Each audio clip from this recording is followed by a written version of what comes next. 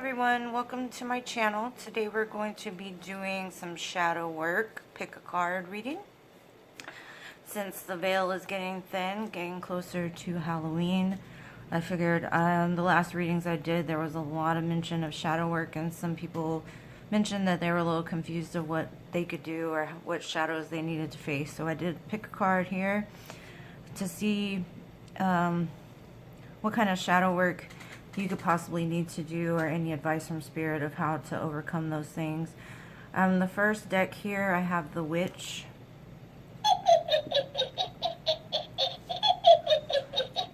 The second card, I have the Cat. And the third deck, we have the Ghost. So take a minute, look at the decks, pick one of your, whichever, the Witch, the Cat, the Ghost, or pile 1, 2, and 3.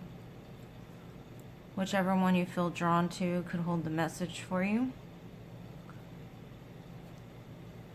I'm going to give you a few seconds to look it over. I'll show you again. We've got the Witch, the Cat, and the Ghost. Okay, I'm going to take these away and go start with the Witch. So this is for whoever picked this Wicked Witch here, the creepy laugh.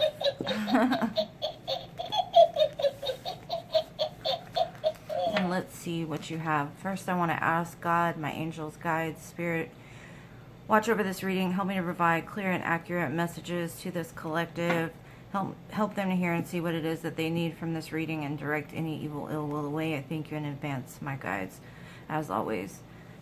Okay, let's start with your, this is from the Dark Mirror Oracle. See possibly what you have. You have here Black Flower Fragrance. Then from the Witch's Wisdom, you have Shadow in the Scrying Mirror. Then from the Halloween Oracle, we have Eternal Love, which says love is love, and it transcends physical death. Then for the Tarot, we have the Emperor, the High Priestess, and the Empress, a divine match here. And then from the Queen of the Moon Oracle, we have Growth, and we have Resistance. And then from the Yin Yang Oracle, we have Separation, Longing, and we have Rejection, Loss, and Fragmented. So what I'm seeing here, with this Black Flower Fragrance, basically it's saying that love can be ugly, love can be cheap, love can be a variety of things, but it doesn't mean that love is not love. It means just as much as if it was the great love, everything has the shadow. So this is going to be the shadow of love. You could be holding on to a shadow of some, excuse me, my throat chakra. You could be holding on to fragmented pieces of past loves, past pains, past cheap loves, and it's kind of holding bits and pieces of them within yourself. I do see here there's a divine match in the middle of this.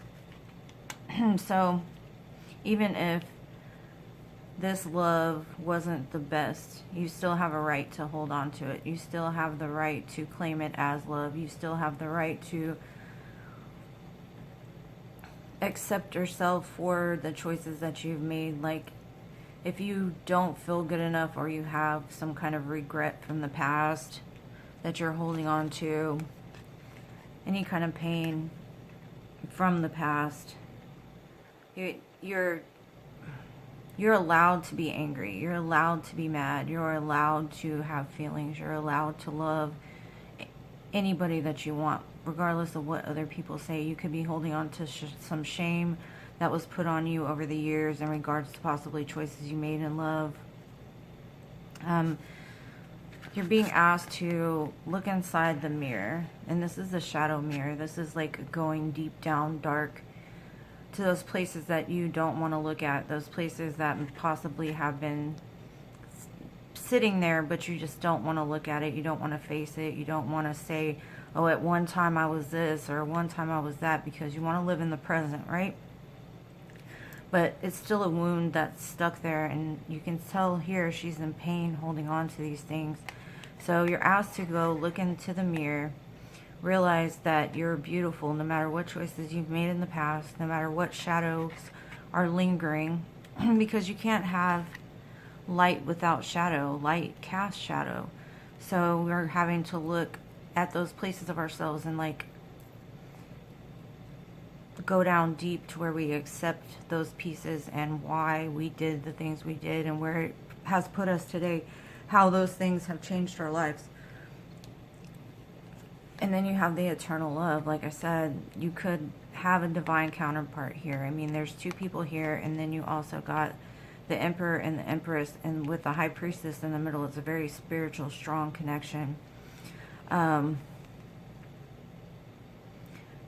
can transcend death. So I believe what you're being asked to do is heal those parts of yourself so that you can love, and so that your heart can be fully open to what's going on here.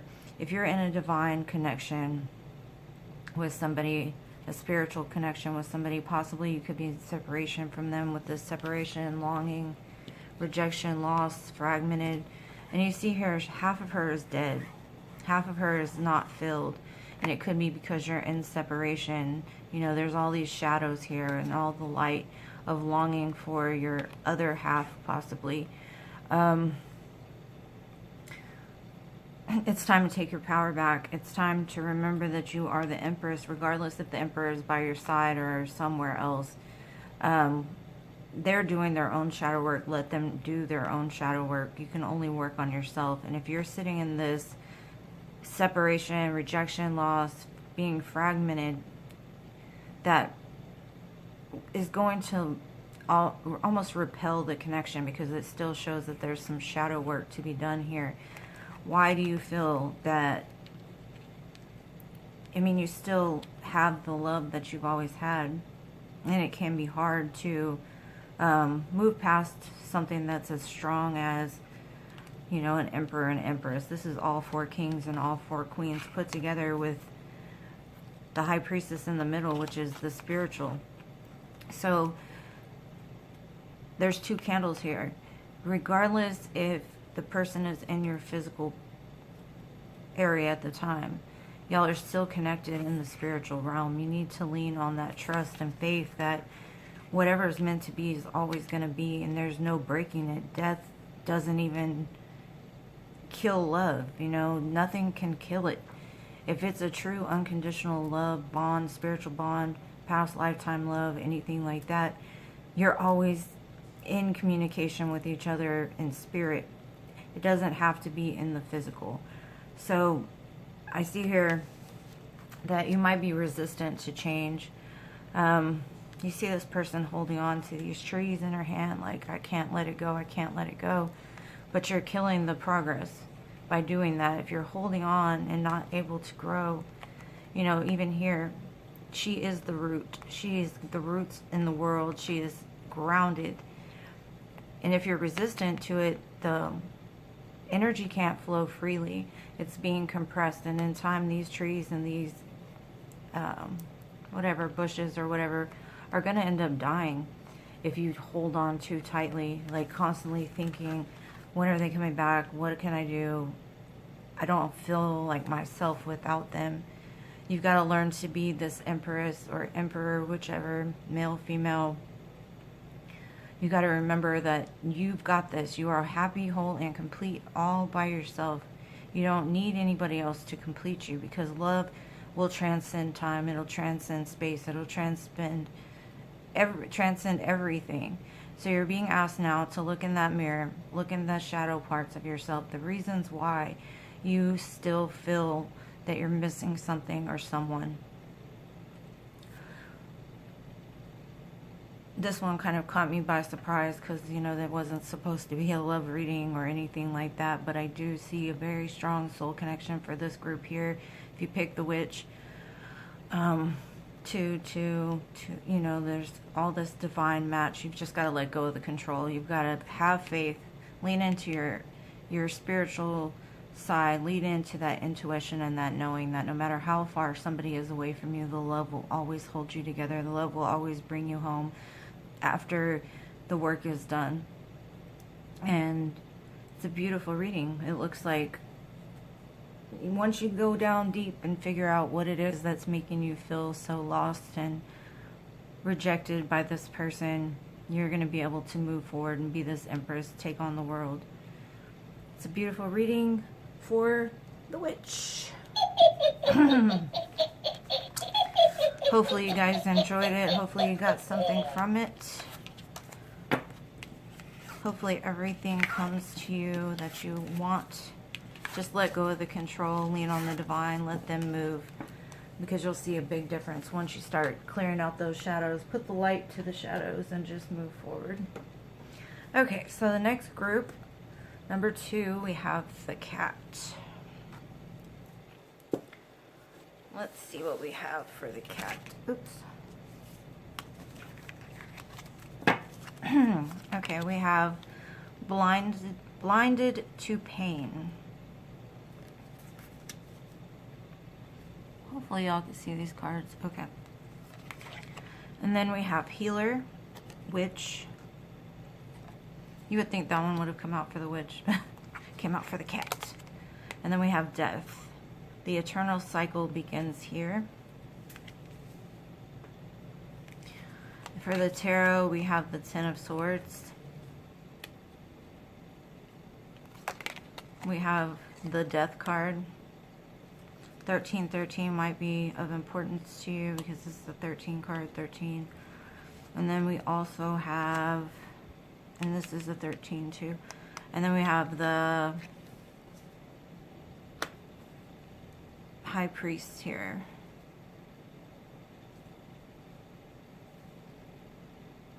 The Hierophant. For the Queen of the Moon Oracle, we have fear.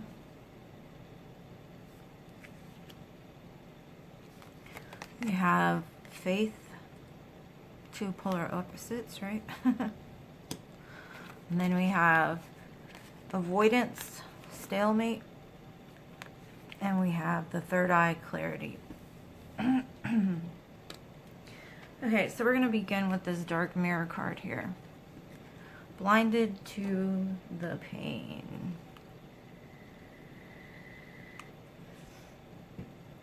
Blinded to the pain basically means like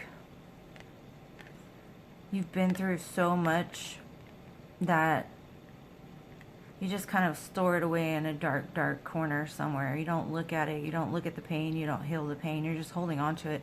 This girl's got a bunch of flies here on her chest that she's collecting. Possibly even like the Ten of Swords, all the knives you have in your back. If you don't let them go, they're just going to collect, right? So you're like, hurt me, go ahead. Abuse me more, go ahead.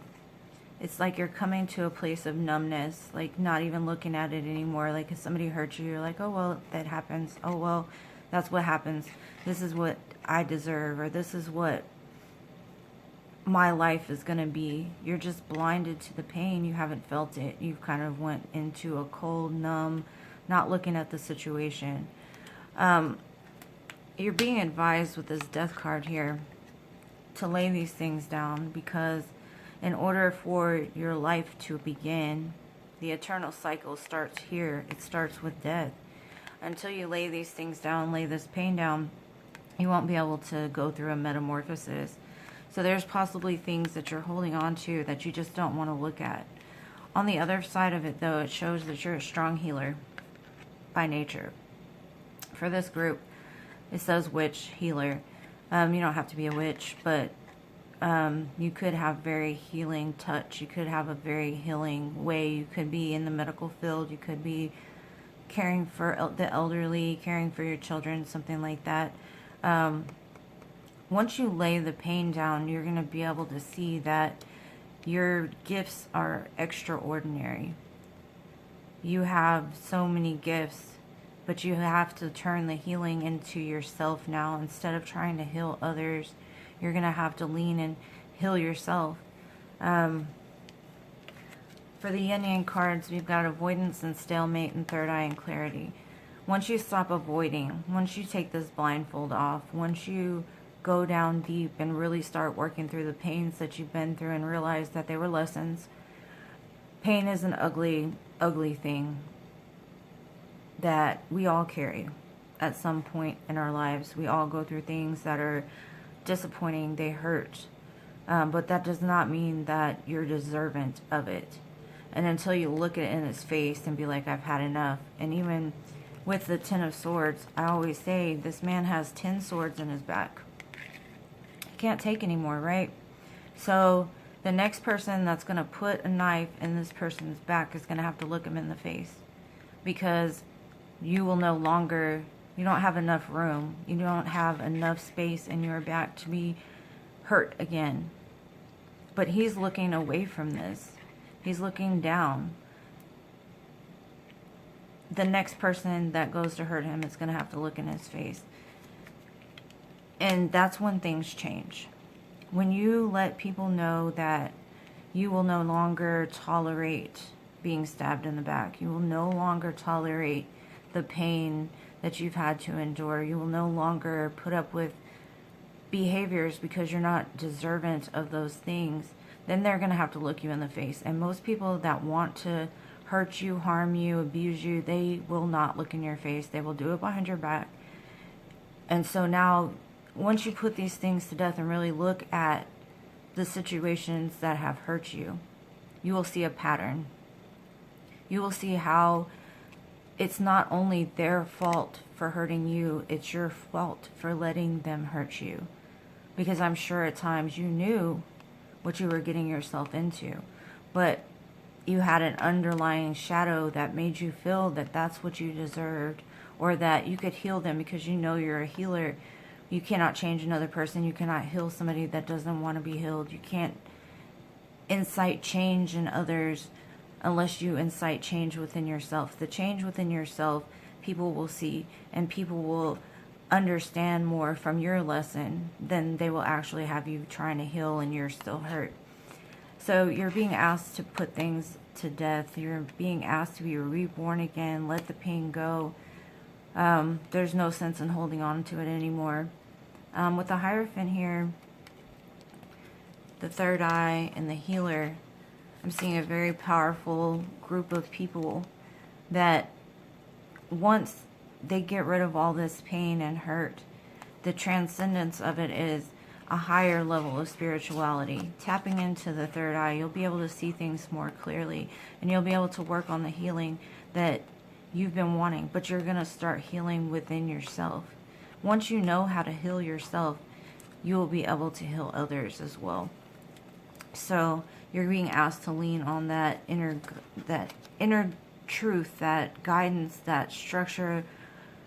The Hierophant being here is just faith. You know, some people call it their Jesus card. You know, it's that core value, that core faith. And if you don't have faith in the right thing, you will have faith in the wrong.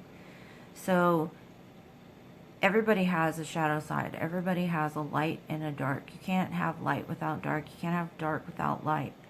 Light does extinguish dark, but if you don't look at it, if you don't turn that light on, you're not going to be able to get rid of the shadow. So it's saying because of all the pain you've been through, and I think there's 1, 2, 3, 4, 5, 6, 7, 8, 9, 10. Yeah, 10 crows.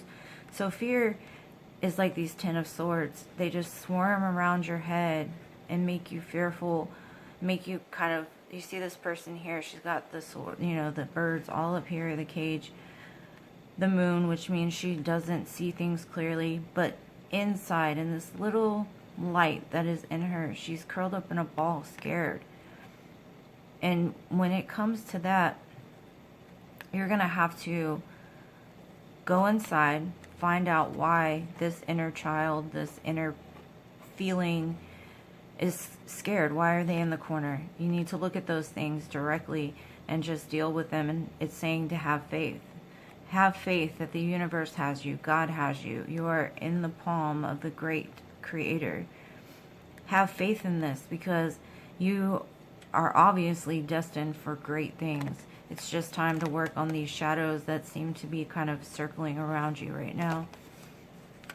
And that's a beautiful reading. Number 2, the cat. It's kind of weird, huh? It's like a solar cat. So you put it outside, and at night its eyes are going to glow. All right, my cat group. That was beautiful. Whatever you're going to do in this life is going to be extraordinary. Give yourself more credit.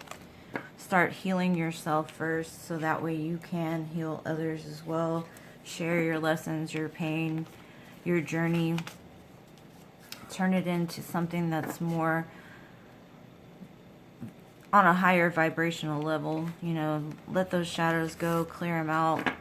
It's the perfect time to do it. It's the perfect time to get in tune with spirit. It's the perfect time to have those conversations with yourself. Alright, so we're moving on to group number 3 now. The ghost. Kind of a cute ghost, not a scary one. Alright, let's see what you got. Number 3.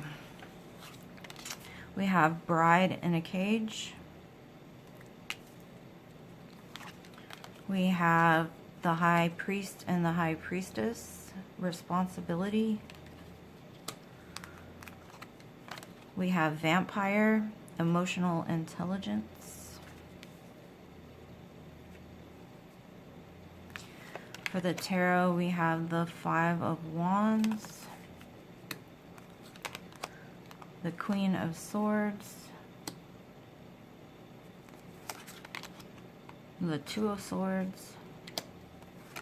The yin yang, we have regret and repression. We have limitations and fears. We have trust. And we have purity. Okay, I'm going to start with this Bride in the Cage here. The Bride in the Cage. I like this card. The Bride in the Cage is all about being too much in your head about your wants and your desires. Like, you picture yourself in this wedding gown, right? You picture yourself getting married. You picture yourself doing all these things, and you're kind of living in the future and you're not living in the present. So when the future arrives, it doesn't look the way you saw it in this current moment. So it doesn't look the same. It's shadowed, it's gray, it's not what you want, because you're adding all these things to what the book says, like a shopping cart. You're like, it's going to be this and this and this and this, instead of just living in the moment and being like, right now is beautiful. I love this about my life. I love that about my life. I mean, you can want for things, you can desire for things, but if you put expectations on stuff, it kind of turns things gray, right?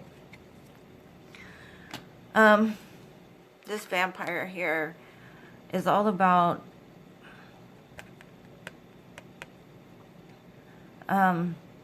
working on the emotional intelligence, because there could be people in your life that take advantage of you. They could talk a good talk but not walk the walk, as per se, and they will drain your energy. They know that you are the high priest or the high priestess. You're in tune with the higher realm. They know you're spiritual. They know that you're responsible. They also know that you're pure, with this purity card here. Maybe at one time you were very pure, you were innocent, and somebody took advantage of your innocence. And ever since then, you've kind of been ignoring your inner intuition. You've been letting people promise you the dream and not fulfill them, because you're living so far in the future. You're like, yeah, that's what it's going to be. This is what it's going to look like. Oh, they told me it's going to be like this. But in the present moment, what's going on? In the present moment, is there a conflict in your mind? Is there a conflict between your spirit and your thoughts? Is there a conflict between your heart and what you truly want and what you're getting in return?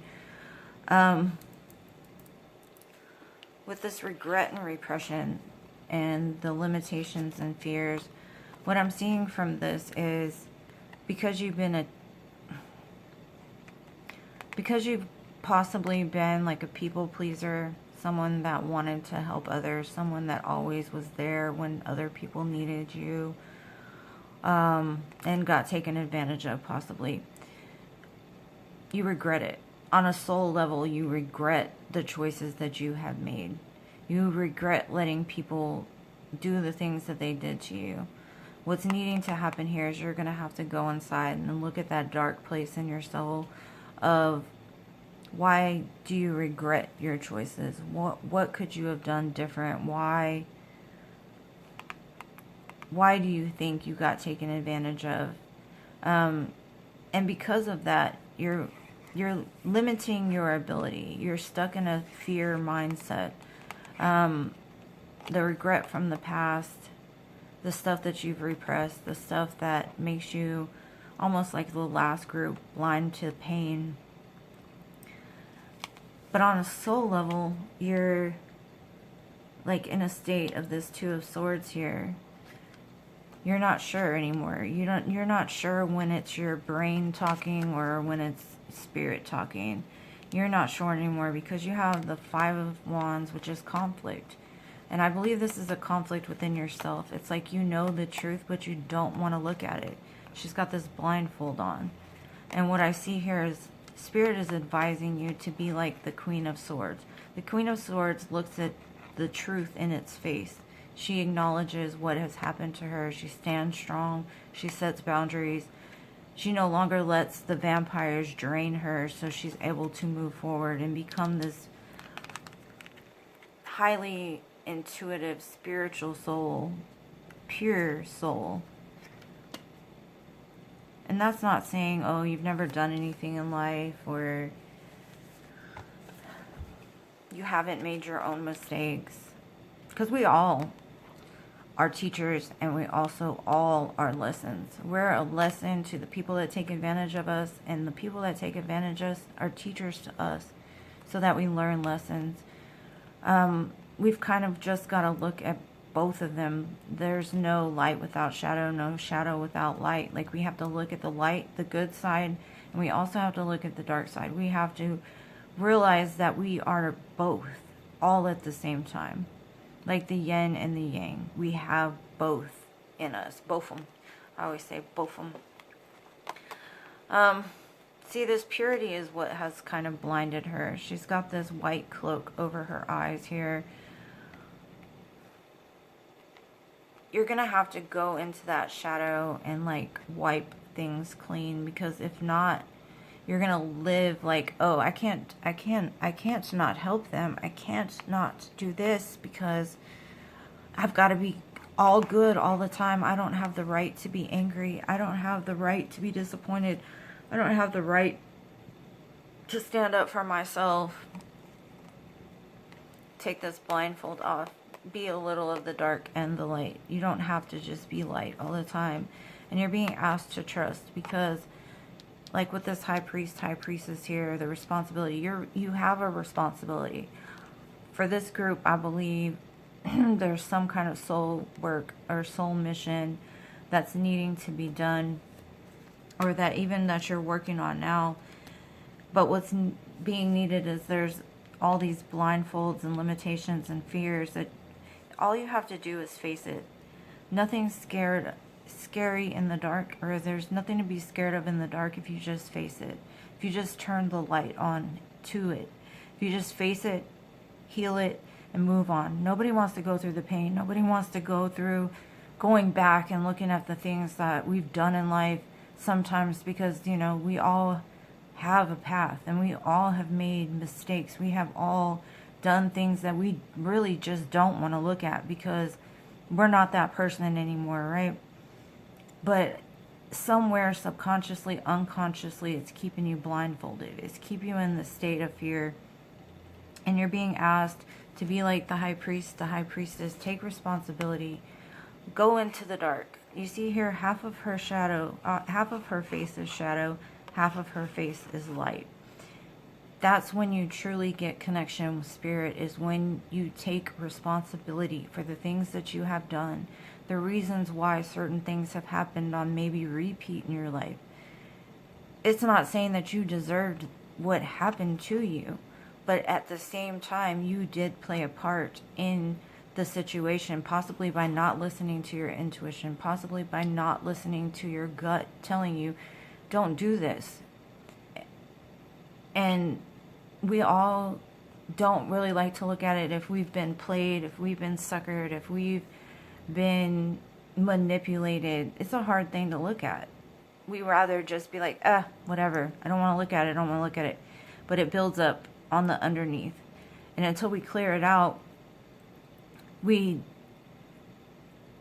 aren't going to be able to move forward and have that inner knowing. We're not going to be able to trust ourselves in situations.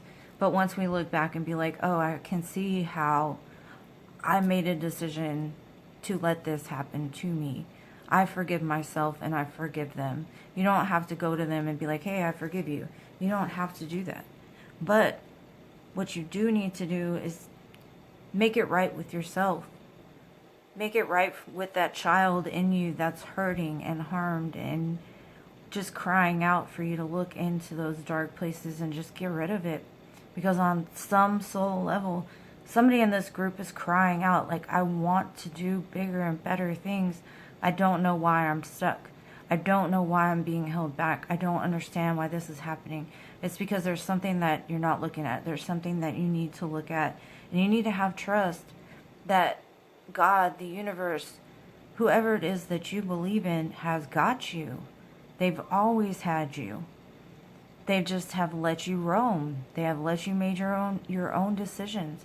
They have let you go through the lessons that you were meant to go through in this lifetime. So anyways, this one was a little deep. Be like this Queen of Swords. Start setting some boundaries for yourself. Start leaning more on your intuition. Clear out the cobwebs in your closet, or however they say it. Get rid of the vampires in your life that don't add to your life. They just take away. They drain you. They leave you sitting there waiting for them to do this or waiting for them to do that. It's not the life that you really want. Your life is on the other side of standing up for yourself and realizing that you are worth it. And just because other people have treated you poorly, you've also treated yourself poorly at times. So start healing yourself, working on yourself, getting into those shadow places so you can